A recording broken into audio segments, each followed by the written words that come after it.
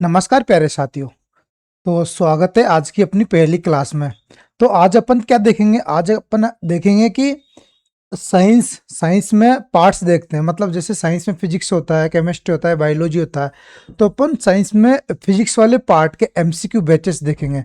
MCQ question करेंगे जो पुराने एग्जाम्स में आए हुए हैं। पुराने एग्जाम्स मतलब जो सारी एग्जाम्स ऑल इंडिया जो भी एग्जाम्स में आए हुए हैं, तो वो सारे क्वेश्चन अपन समझेंगे ताकि एग्जाम के पैटर्न का भी पता चल सके अपन को, और अपन को पता भी रहे कि अपन को किस तरह से क्वेश्चन को सॉल्यूशन करना चाहिए। तो आज जो अपना टॉपिक है, तो अपन को सामने दिख रहा है, क्या दिख रहा है कि आज का अपना टॉपिक लेते हैं अपन कार्बन चक्कर। बात करें कार्बन चक्कर, नाइट्रोजन चक्कर एंड फास्फोरस चक्कर, ऑक्सीजन चक्कर, यहाँ से एक या दो क्वेश्चन पक्का बन जाता है। अब यहाँ से जब ये बिल्कुल सिंपल और बिल्कुल सीधा टॉपिक होता है, तो यहाँ से क्वेश्चन तो गलत करने का चांस ही नहीं होता ना फिर। तो आज अपन क्या समझेंगे? अपन समझेंगे कि क्वेश्चन कैसे सोल्व करेंगे, किसके, जो नाइट्रोजन चक्कर है, ऑक्सीजन चक्कर है, इन वाले इनके। तो उम्मीद है आपको बिल्कुल आवाज मेरी वॉइस क्लियर आ रही होगी। और बिल्कुल, तो देखो क्या होता है इसमें। देखो ये कार्बन चक्र होता है, कार्बन चक्र होता है। कौन सा? कार्बन चक्र। बात करें कार्बन चक्र की, तो ये कार्बन चक्र है, ठीक है, कार्बन साइकिल। अब ये सूर्य होता है, CO2। अब क्या होता है, ये एक चक्कर, चक्कर का मतलब क्या होता है पहले समझो। चक्कर का मतलब होता है जैसे अपना, अपन व्यक्ति है या मनुष्य है, अपने जीवन जीने का एक चक्र है ना, ठीक है, वैसे इनका भी चक्र होता है। जैसे अपन पैदा हुए, बड़े हुए, फिर बड़े हुए, फिर बूढ़े हुए, फिर एक दिन सबको ही जाना होता है, वैसे इनका भी एक चक्र होता है। वैसे इनका भी क्या होता है, एक चक्र होता है, ठीक है। तो उम्मीद है इतनी बात समझ में आ गई होगी। अब देखो इस डायग्राम के माध्यम से सारे चक्रों को अपन समझ सकते हैं, इसलिए पीपीटी पे डायग्राम भी बहुत जरूरी होता है कभी कभी। अपन बात करें फर्स्ट क्वेश्चन की। किस क्वेश्चन की? फर्स्ट क्वेश्चन की। आज का देखते हैं अपन फर्स्ट क्वेश्चन। तो देखो, निम्नलिखित में से कौन सा नाइट्रोजन चक्र का भाग नहीं है? आज का फर्स्ट क्वेश्चन है अपना। सभी एक बार क्वेश्चन को पढ़ेंगे अच्छे से कि नाइट्रोजन चक्र का कौन सा भाग नहीं है। नाइट्रोजन चक्र का कौन सा भाग नहीं है?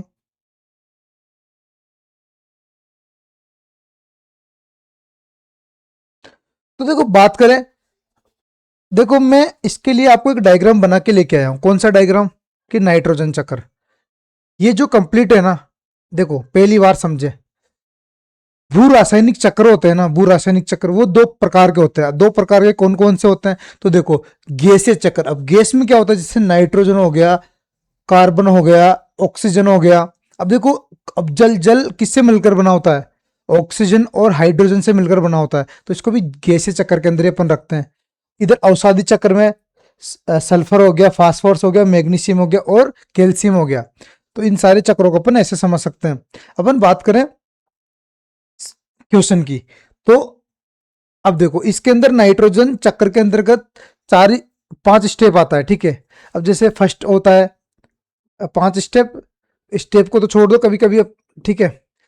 अपन को क्या याद रखना है? मोटा मोटा N2 स्थिरीकरण होगा, ठीक है, अमोनीकरण होगा, नाइट्रीकरण होगा, विनाइट्रीकरण होगा। अब कैसे होगा?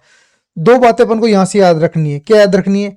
कि नाइट्रोजन का नाइट्रेट में बदलना, मतलब N2 का NO3 में बदलना क्या कहलाता है? स्थिरीकरण या यौगिकीकरण, जिसको अपन N2 बोलते हैं। और NH3 का NO3 में बदलना क्या कहलाता है? नाइट्रीकरण। इसको भी आपको याद रख लेना है। बात करें अपन इसके बाद चक्कर की, तो देखो प्लांट्स होता है, नाइट्रोजन को अपन डायरेक्ट नहीं ले सकते। मतलब जो जीव होता है वो डायरेक्ट नाइट्रोजन को नहीं लेता। तो कैसे लेता है उसके लिए समझते हैं। देखो सबसे पहले वो प्लांट्स मतलब पेड़ पौधों में नाइट्रोजन रहेगा।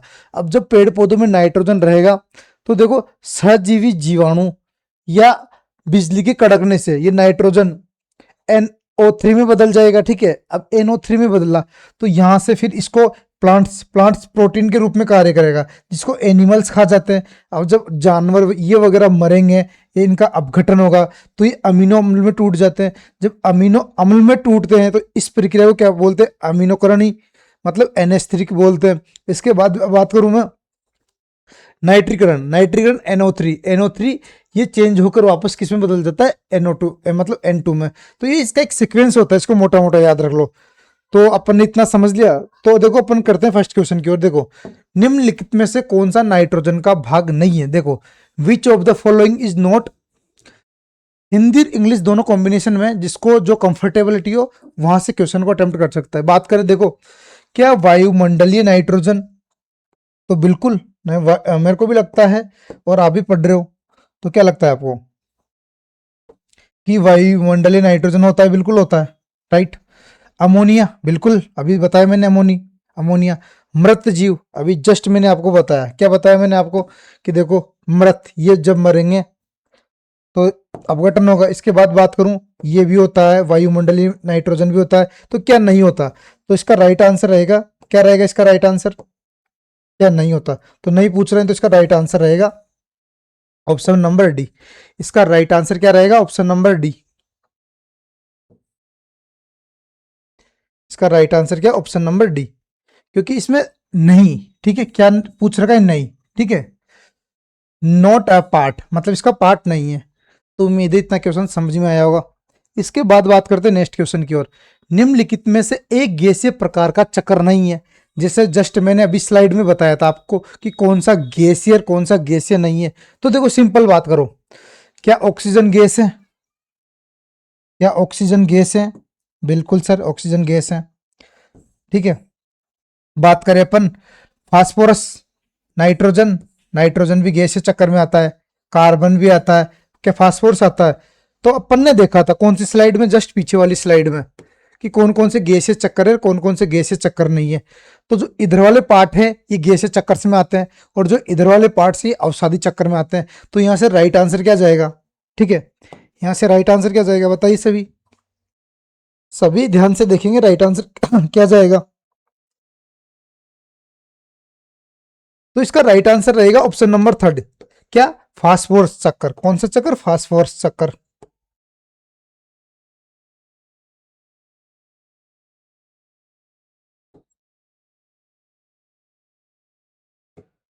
इसका राइट आंसर क्या? फास्फोरस चक्कर, क्योंकि सारे क्वेश्चनों में नहीं, ठीक है, क्या पूछ रखा है? नहीं। इसको अच्छे से याद रख लेना। इसके बाद बात करते हैं अपन, निम्नलिखित में से कौन सा पक्षी फास्फोरस चक्कर की एक कड़ी है? बताइए कि कौन सी फास्फोरस चक्कर की एक कड़ी है। क्या गुआनो होता है, किंगफिशर होता है, कबूतर यानी पीजन होता है, हमिंग बर्ड होता है? बताइए। ये सभी वो क्वेश्चन है, देखो, सीईटी 2023 में पूछा गया क्वेश्चन है, बताइए।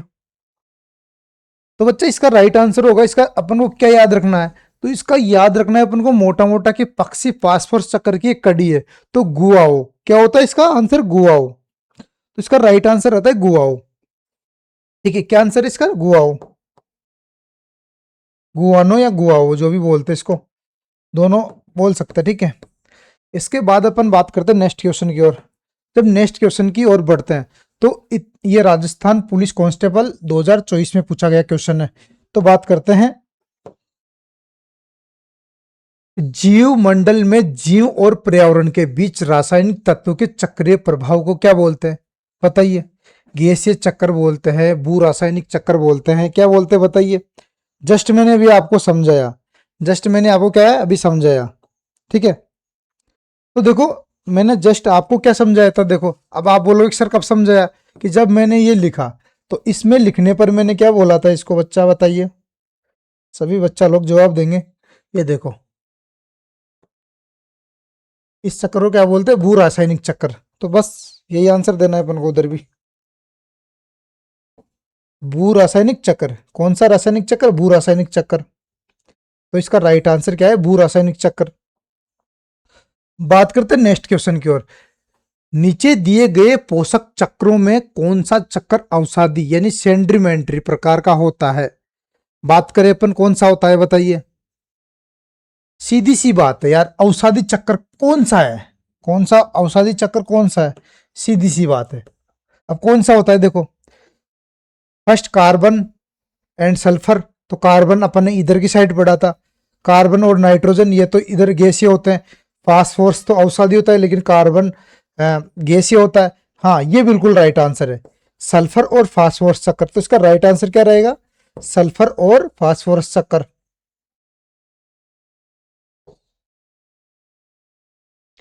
ठीक है, तो इतनी बात समझ में आ गई होगी कैसे।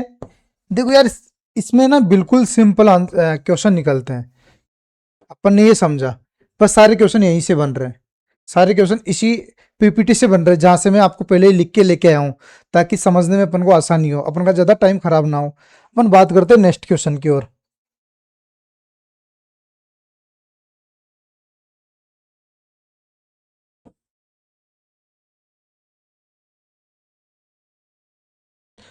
अपन कौन से क्वेश्चन पे, हाँ बढ़ते हैं नेक्स्ट क्वेश्चन की ओर। कौन से जीव भू रासायनिक चक्र के समस्त अधोलिखित प्रक्रियाएं निम्नलिखित होती है? संघनन, पिघलना, वाष्पोत्सर्जन, वाष्पीकरण, जमना। अब अपन से पूछ रहा है कि ये जो प्रक्रिया है ना, ये जो प्रोसेस है, संघनन, पिघलना, वाष्पोत्सर्जन, वाष्पीकरण और जमना, ये कौन से चक्र के अंदर ये सारी प्रक्रियाएं सम्मिलित होती है, मतलब उसके अंदर अंतर्गत आती है सभी। अपन से बस वही क्वेश्चन पूछ रहा है। सभी एक बार ध्यान से पढ़ लो सभी बच्चा लोग, सभी बच्चा लोग क्वेश्चन को ध्यान से पढ़ेंगे। किसको पढ़ेंगे? ध्यान से। इसके अंदर ज्यादा क्वेश्चन नहीं बनते, छोटा सा चैप्टर होता है बिल्कुल। क्या पढ़ ले क्या आप लोगों ने? तो देखो सीधी सी बात करें अपन, कैसे समझते हैं कि सर ऐसे समझाओ आप, तो इसको अपन ऐसे समझते हैं बेटा लोग, कि देखो कि नाइट्रोजन में वाष्पोत्सर्जन, वाष्पीकरण, जमना, तो ये जब शब्द सुनते हैं, जमना, उड़ना या फिर पिघलना, ये आप जब अपन शब्द सुनेंगे तो अपने ऑटोमेटिकली अपने दिमाग में आ जाएगा पानी, मतलब वाटर। वाटर कैसे कि वाटर जब सूर्य पड़ेगा तो उड़ जाता है वाष्पोत्सर्जन के लिए, इसका संघनन भी होता है, ये पिघलता भी है, जमता भी है। तो इसमें कौन सा चक्र आ जाएगा? तो इसमें आ जाएगा बेटा कार्बन चक्र। कौन सा चक्र? कार्बन चक्र। तो इसका राइट आंसर क्या है? कार्बन चक्र। ठीक है, बढ़ते हैं नेक्स्ट क्वेश्चन की ओर। तो ऑक्सीजन जल में उपस्थित होता है। अपन बात करें काहे की कि जल का फॉर्मूला क्या होता है? एच। जल का फॉर्मूला क्या होता है? जल का फॉर्मूला क्या होता है सभी बताएंगे? अपन को पता है कि जल का फॉर्मूला H2O होता है। क्या होता है? H2O। अब अपन से पूछ रहा है इसमें अंदर ऑक्सीजन की मात्रा कितनी होती है? ऑक्सीजन, अब आप लोग ही बताओ, कितने मरे मरे क्वेश्चन पूछ रहा है ये, कैसे कैसे घटिया क्वेश्चन पूछ रहा है। क्वेश्चन का तो कोई लेवल ही नहीं आता, लेकिन बिल्कुल सिंपल आते हैं ना, तो अपन को पता नहीं चलता। जैसे सपोज करो, बहुत लोगों को ये भी नहीं पता होता कि ऑक्सीजन की मात्रा कितनी है वायुमंडल में। वायुमंडल में ऑक्सीजन की मात्रा, ठीक है, तो अपन को पता है कि 21% होती है। कितनी परसेंट? 21% होती है। बात करूं ऑक्सीजन के अलावा नाइट्रोजन, तो नाइट्रोजन की मात्रा होती है, वो कितनी होती है? 78%। कितनी? 78%। ठीक है, तो इसका राइट आंसर क्या होगा सभी बच्चे बताएंगे? मैंने आपको जस्ट बता दिया अभी, इसका राइट आंसर क्या होगा बताइए। अब ऐसे टिक मत लगा देना बेटा। कैसे कि वायुमंडल में 21% होती है, तो अपन जल में भी बिल्कुल नहीं। कैसे समझो आप एक बार। एग्जामिनर ने फंसाने के लिए सीधा फर्स्ट आंसर 21% कर रखा है, कर रखा है ना। देखो आधे बच्चे तो यहीं फ्री हो गए, यहीं डूब गए, ये खत्म कहानी। खत्म कहानी आधे से ज्यादा लोगों की। तो इससे आधे क्या, 95% मानो। इसके बाद जो इसका राइट आंसर रहेगा ना, तो ऑक्सीजन H2O, इसमें जो जल में ऑक्सीजन की मात्रा रहती है ना बेटा, तो 89% तो रहती है ऑक्सीजन की मात्रा, और हाइड्रोजन की रहती है फिर 11। कितने? 11। तो बात करें अपन, इसका राइट आंसर क्या हो जाएगा? राइट आंसर हो जाएगा इसका 89%। कितने परसेंट? 89%। ठीक है, देखो अपन ने सारे क्वेश्चंस देख लिए किसके? भू रासायनिक चक्कर, जिसमें नाइट्रोजन चक्कर की भी अपन ने मेन मेन इनके यही क्वेश्चन बनते हैं, इर्द गिर्द क्वेश्चन बनेंगे। अपन से आपसे पूछ लेगा ऑक्सीजन की मात्रा कितनी होती है, नाइट्रीकरण क्या होता है, विनाइट्रीकरण क्या होता है, अमीनो अम्ल कैसे बनता है, अमोनीकरण क्या होता है। तो ये नॉर्मल डेफिनेशंस होती है कौन सी में? नाइट्रोजन चक्कर में। इसके बाद अपन ने कार्बन चक्कर, और ये दो तीन चक्कर ही इंपॉर्टेंट हो। अब आज दिन तक जितने भी क्वेश्चन बने हैं ना, बस इन क्वेश्चनों के इर्द गिर्द ही सारे क्वेश्चन रहेंगे। तो अपन को इस क्वेश्चनों को कैसे समझना होगा? जैसे मान लो जल का आया, तो कुछ वर्ड दे देगा, तो अपन को दिमाग तो लगाना पड़ेगा ना भाई, ये वर्ड किससे रिलेटेड करेगा, किससे ये इसका मेल खाएगा, किससे ताल्लुकात खाएगा। तो आज इस छोटे से चैप्टर का अपन ने कर दिया फ्री, इसको मतलब अपन ने समझ के भी इसके पीवाईक्यू भी कर लिए। ठीक है, अपन आगे देखेंगे। जो अपन बात करें किसकी बात करें अपन? साइंस में मैं बात कर रहा हूं मैं साइंस में। अब देखो अपन को पता है साइंस के 3 पोर्शन होते हैं, फिजिक्स, केमिस्ट्री, बायोलॉजी, ठीक है, ये होते हैं। अब अपन क्या करेंगे, अपन जो मेरा प्रॉपर सब्जेक्ट है, क्योंकि देखो बेटा मैं फिजिक्स से बिलोंग करता हूँ, किससे? फिजिक्स। अब आप पूछोगे कि सर आपका नाम क्या है, तो बेटा अपना नाम है अभिषेक। अभिषेक सर, अपना नाम है अभिषेक सर। तो अभिषेक सर अपना नाम है, क्या है? अभिषेक सर। जो अपना यूट्यूब चैनल है, ठीक है, आपके नीचे स्क्रॉलिंग चल रहा होगा, उसमें ब्रेन ब्रेक साइंस, क्या? Brain break science, brain break science, ये अपने चैनल का नाम आ गया, ठीक है। अब आप पूछोगे क्वालिफिकेशन, तो बेटा अपनी क्वालिफिकेशन अच्छी खासी है, मतलब अपन ने मास्टर ऑफ साइंस कर रखा है फिजिक्स से। तो अपना जो मेन सब्जेक्ट होता है ना, तो अपना मेन सब्जेक्ट है फिजिक्स। फिजिक्स, फिजिक्स मतलब फिजिक्स का मतलब क्या? भौतिक विज्ञान। नाम सुना ही होगा ना, भौतिक विज्ञान। जैसे हर चीज भौतिकी में आता है, क्या आता है? जैसे देखते हैं, जिन वस्तुओं को देखते हैं, जो पृथ्वी पर अधिकतर सारी वस्तु फिजिकली होती है, मतलब भौतिक इसमें ही आता है। तो इसमें अपनी, अब अपन क्या करेंगे, जो फिजिक्स का कंप्लीट पोर्शन, इसको तो मैं आपको पढ़ा दूंगा। अब कैसे पढ़ाऊंगा इसको? अपन पढ़ाने से पहले इसको मैं एनसीईआरटी, एनसीईआरटी इसको, ठीक है, और आरबीएससी की जितनी भी किताबें हैं, ठीक है, 9th 10th 11th 12th, उन सबको बेस बना के आपको पढ़ाया जाएगा। जो थ्योरी भी समझाई जाएगी उनको बेस बना के समझाई जाएगी, बिल्कुल। अधिकतर क्वेश्चन आपको अपने ही नोट्सों से, अपनी क्लास से मिल जाएगा, क्वेश्चन बाहर नहीं जाएगा, ठीक है। तो उम्मीद है आपको अच्छी लगी होगी क्लास और मजा भी आया होगा। ऐसे ही अपन एमसीक्यू बेसिस देखेंगे। क्या? MCQ basis. थ्योरी अपन कितनी भी पढ़ ले, लेकिन जब तक अपन क्वेश्चन को करने का पैटर्न ही नहीं पता हो, तो उस थ्योरी का भी क्या करेंगे, ठीक है। अब आप भी समझते हो इतनी सी बात को। तो अगर किसी को कोई डाउट हो, ठीक है, किसी को कोई डाउट हो, तो अपनी अपन को मैसेज कर सकता है। अपने नंबर है, इस नंबर पे कांटेक्ट कर सकता है, ठीक है। इसके अलावा बात करूं, किसी को कोई डाउट हो तो इस नंबर पर कांटेक्ट कर सकता है और डाउट पूछ सकता है। बाकी आपका टॉपिक भी क्लियर होगा और समझने में भी आसानी होगी और आपको मजा भी आएगा। ये वादा तो मैं करता हूँ आपसे, ये प्रॉमिस तो मैं करता हूँ, ठीक है। और कंटेंट में कोई कमी भी नहीं लगेगी आपको, और आपको प्रॉपर तरीके से आपको गाइडेंस भी किया जाएगा, ठीक है। तो इसके बाद आप पूछ रहे हो आप सर कि सर चलो फिजिक्स तो आप करवा दोगे, फिजिक्स का पार्ट तो आप करवा दोगे, ठीक है। इसके अलावा जो केमिस्ट्री है, या फिर बात करूं बायोलॉजी है, ये पार्ट कौन करवाएगा, ठीक है। तो देखो बेटा, साइंस बैकग्राउंड मेरा है, साइंस बैकग्राउंड मेरा रहा है। तो ऐसा नहीं कि मुझे ये नहीं आता, मुझे क्योंकि मेरे सब्जेक्ट थे तो मुझे ये भी आता है। तो अपन क्या करेंगे, थ्योरी को तो अपन प्रॉपर तरीके से फिजिक्स की को समझ लेंगे, ठीक है। बात करें इसके बाद केमिस्ट्री की भी एमसीक्यू बैचेस और बायोलॉजी के भी एमसीक्यू बैचेस, क्योंकि सबसे ज्यादा रिक्वायर और जरूरत है एमसीक्यू बैच की, मतलब क्वेश्चनों की। अपन को ज्यादा से ज्यादा क्वेश्चन प्रैक्टिस करना है। अब क्या करेंगे, अपन क्वेश्चन के अंतर्गत ही अपन थ्योरी को भी समझ लेंगे। बाकी फिजिक्स तो मैं प्रॉपर तरीके से आपको हैंडलिंग कर ही दूंगा। और बाकी साइंस से रिलेटेड जो भी आपका ब्रेन में जो ब्रेक होगा ना, उसको क्लियर कर देंगे। इसीलिए अपने चैनल का नाम क्या लिखा है, आप समझ ही गए होंगे। इसके बाद आपको कोई डाउट नहीं आएगा, साइंस से रिलेटेड जो भी आपको एग्जाम्स में जैसे अदर सब्जेक्ट भी आएंगे, उसको भी आपको करवाया जाएगा। आप साथ दीजिए, आपको कोई दिक्कत नहीं आएगी। बाकी ठीक है, तो आज के लिए इतना ही। मिलेंगे अपन छोटे छोटे वीडियो में, ठीक है। अपन ज़्यादा लॉन्ग भी नहीं लेंगे, छोटे छोटे वीडियो के माध्यम से अपन समझेंगे।